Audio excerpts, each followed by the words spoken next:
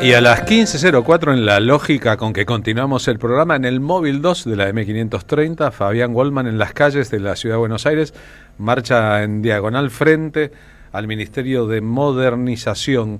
Fabián, ¿cómo va? Buenas tardes, Carlos Polimeni aquí.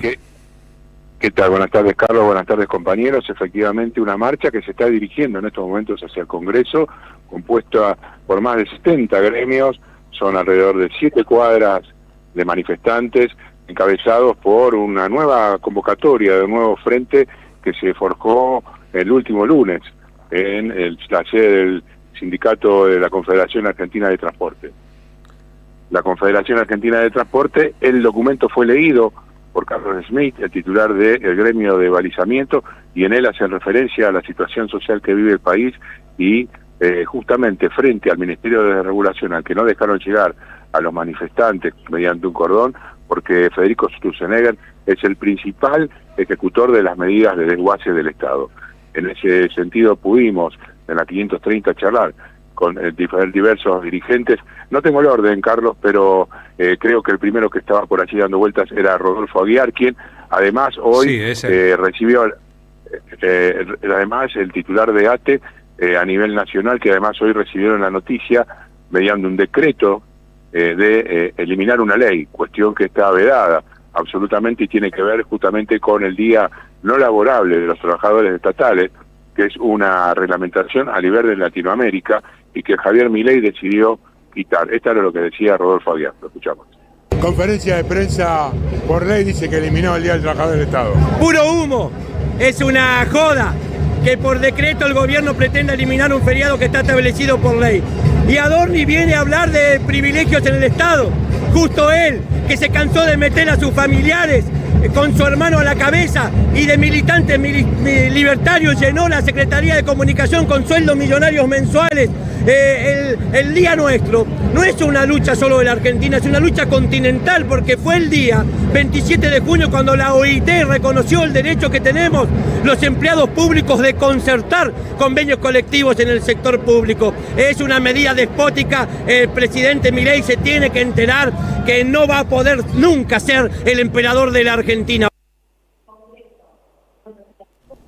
Ahí estaba, Carlos, la respuesta de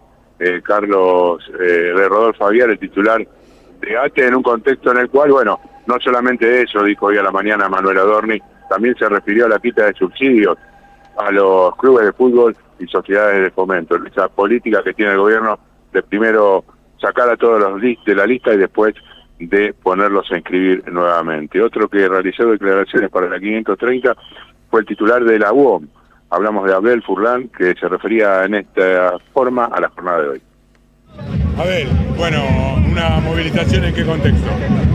En un contexto donde el ajuste y el avasallamiento que tiene el gobierno hacia los sectores de la producción y del trabajo es muy cruel, y nosotros tenemos una responsabilidad histórica como organización, como trabajadores, de estar mostrando rebeldía frente a este intento de sometimiento que tiene el gobierno nacional hacia los trabajadores. ¿Es un punto de inflexión para el movimiento obrero esta marcha? Ojalá pueda llamar a la conciencia de todos para poder compartir un modelo a defender, porque lo que está en juego acá es un modelo de país.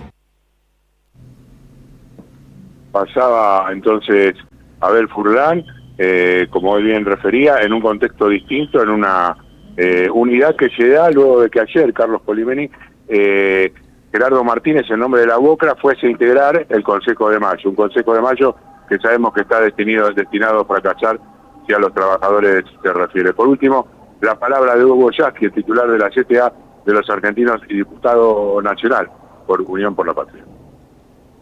Bueno, hubo una marcha multitudinaria, ¿en qué contexto? En un contexto en el que los trabajadores y las trabajadoras de este país tienen 2 empleos y aún así viven debajo de la línea de la pobreza. En un contexto en el que están queriendo avanzar más todavía con la reforma laboral. Un gobierno que quiere eliminar todos los derechos, y también en un contexto de vacío de representación que se viene a llenar con esta convocatoria a un frente de lucha donde están los gremios de la CGT, lo de las 12 TA y los movimientos sociales.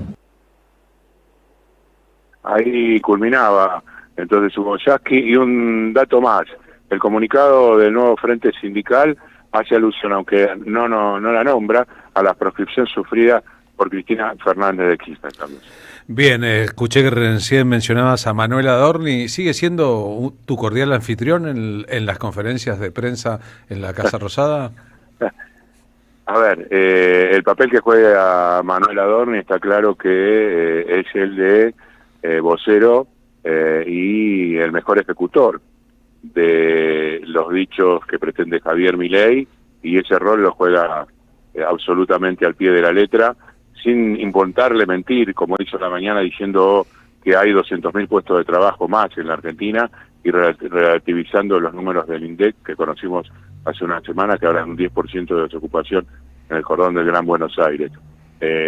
La cordialidad, por supuesto, es una ironía que va de la mano de una persona que, bueno, que no deja de utilizar cualquier herramienta para denostar a aquellos que de alguna manera osan proferir alguna pregunta que los incomode. De hecho, hoy a la mañana, Jonathan Eguer, el colega del Destape, le consultó por este chico Ian Moche, no sé si estás enterado, sí, claro.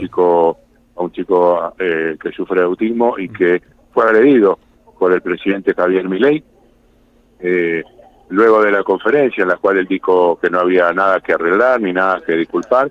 El presidente arremetió contra justamente Jonathan Eguer, a quien tildó, por supuesto, de ensobrado, zurdo y mentiroso por decir que el presidente lo había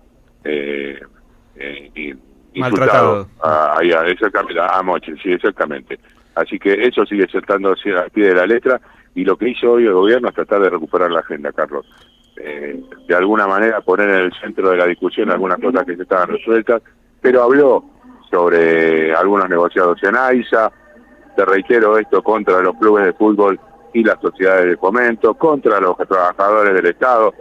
En síntesis, en esta conferencia de prensa de este miércoles, de alguna manera volvió a ocupar el lugar que estuvo vacante durante bastante tiempo, si tomamos las últimas prácticamente 5 semanas, con el viaje de Milei, al cual acompañaba Adorni, y luego con la centralidad que tomó la situación de Cristina Fernández de Kirchner. Bien, gracias Fabián, abrazo grande. Otro para vos, hasta luego. Abrazo grande para nuestro compañero Fabián Goldman, que está acreditado en la Casa Rosada, es uno de los periodistas más incisivos o de aquellos que preguntan. Y respecto al caso de Ian Moche, su familia, como nos anticipó hace semanas el abogado, va a iniciar una causa legal contra el presidente de la Nación. Ahí uno de los asuntos que no se nombra. Cuando yo era chiquitito,